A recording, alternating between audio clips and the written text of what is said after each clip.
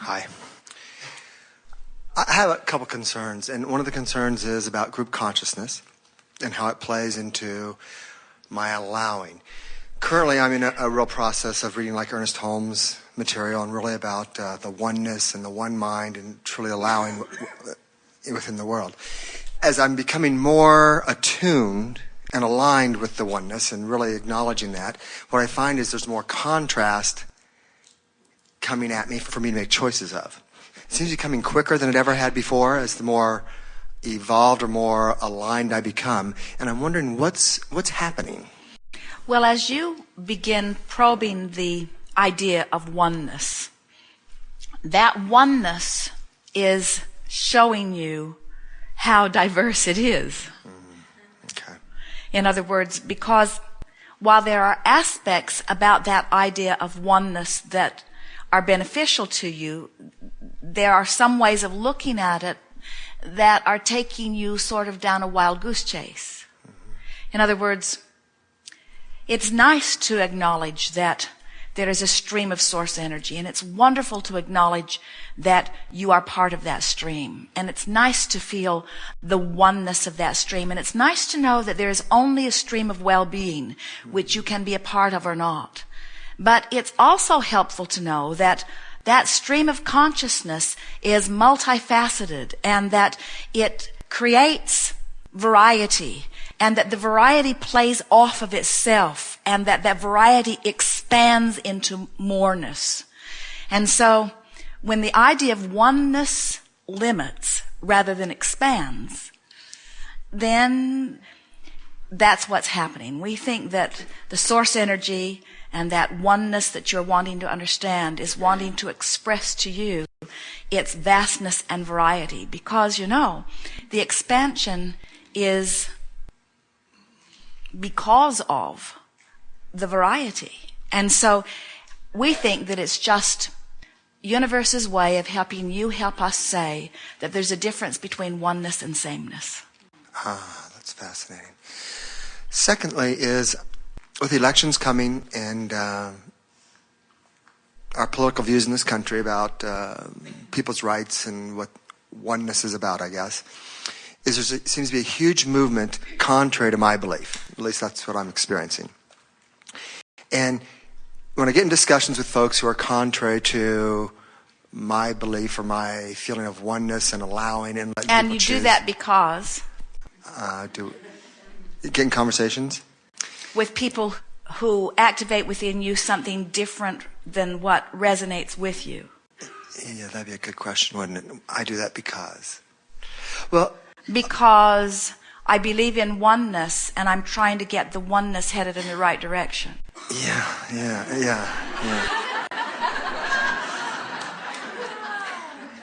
But when I understand that all things are allowed and that what anybody else believes or creates does not take away from what I believe and create, then I not only encourage them in their endeavors, but I applaud them in whatever they are creating while I give my attention to what I am causing to congeal around me.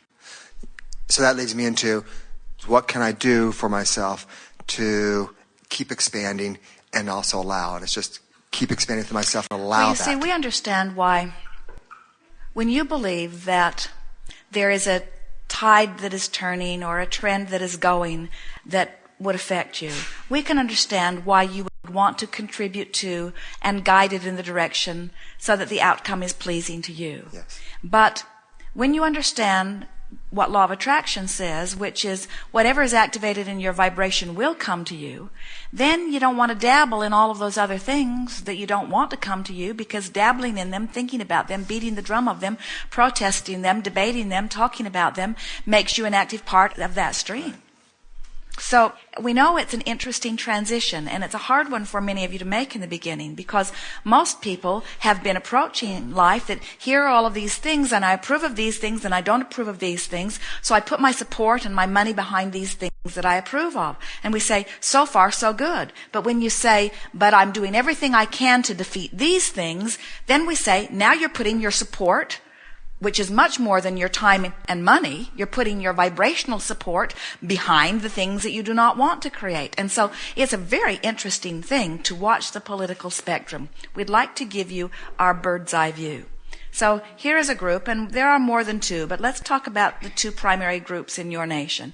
So here are two groups, and this one doesn't like what that one is doing and pushes against it vehemently and adds to it tremendously. And this one doesn't like what that one's doing and pushes against it vehemently and adds to it tremendously. So it turns out that this group is a greater proponent for that group than it is.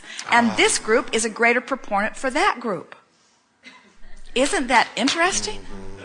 So every time you protest them, you help them. And every time they protest you, they help you. And what we would do is stop the protest altogether and just start giving our attention to what we want. Talk about what we want and why we want it, you see. Okay. Fascinating to see. And the convincing. And the convincing. I'm trying to get someone on my side. Just let them have their views. Well, why would you want somebody on your side? Well, I just use it. Think about it from the base reason. Why do you want somebody on your side? I guess only to validate where I am. Because you do not feel sure of where you are or strong enough about where you are. Correct. So you're looking for support. Mm-hmm. And what can you get from that vantage point? Not much. Not support. That's what we're talking about, helping the other, you see. Oh, it is fun to think. It's fun to chew. It's fun to evaluate. We are not wanting you to withdraw from the political process.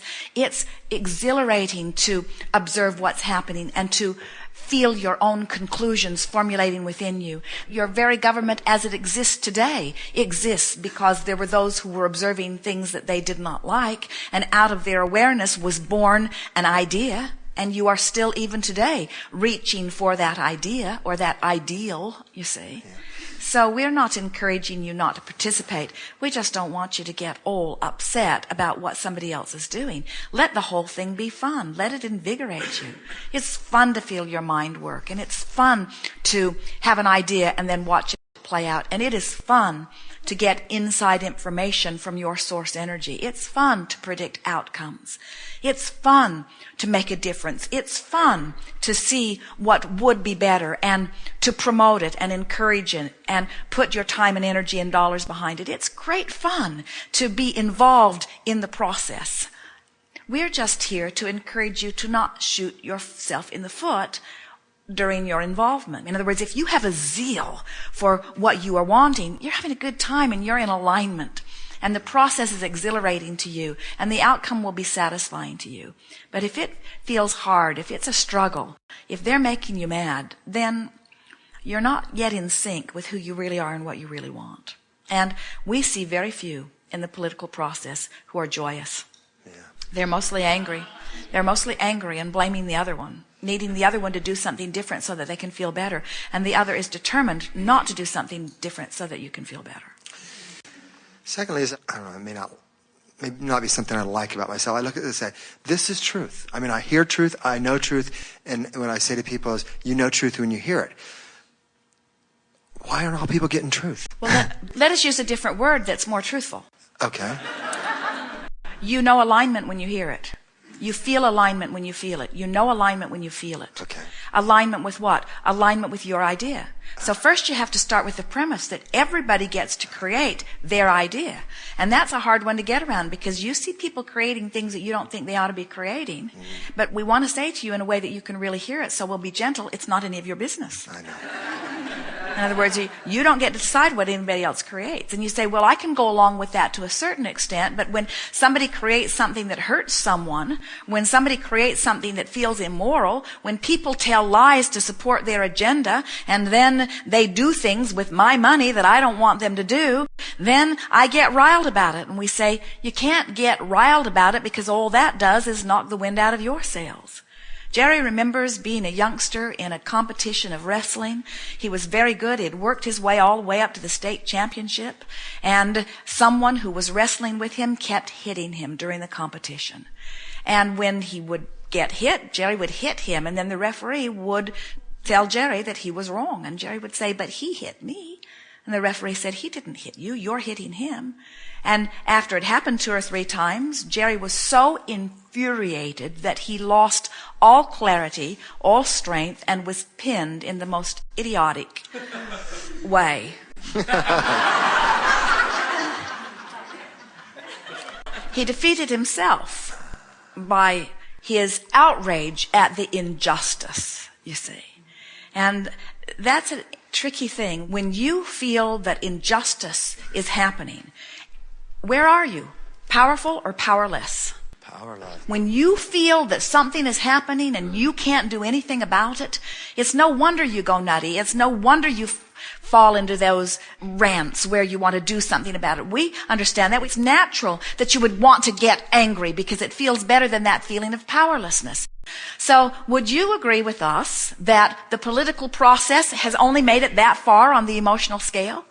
In other words, they feel powerless and they get into blaming and name-calling and pushing against, but they just vacillate back and forth between powerless and anger, powerlessness and anger, powerlessness and anger. And what you're wanting to do is get back up into your power. And when you do, the political process will appear irrelevant because it is. Much of what we feel from you and hear from you is you would like a grassroots movement where people who really have desires can be heard, and that the political process would really answer the majority. And we say, law of attraction says that it cannot be otherwise. And then you say, well, that's troubling because that means the majority is not in alignment with what I am wanting. Correct. And we say, fortunately, the majority does not need to be in alignment with what you are wanting for you to live what you are wanting. Okay. That's a screwy thing about democracy. Your idea of democracy says we've all got to come to agreement so that we can all live the one good idea. And we say, it'll never be. There will never be one good idea. And then you say, well, our democracy doesn't even say that we all have to agree. It just says that most of us will have to agree. And then someone who is on the other side of the argument will say, well, how fair is that? That just because a few more want that, that now all of us that didn't want that now have to live that. And we say, look at the greater laws. Look at the greater rules.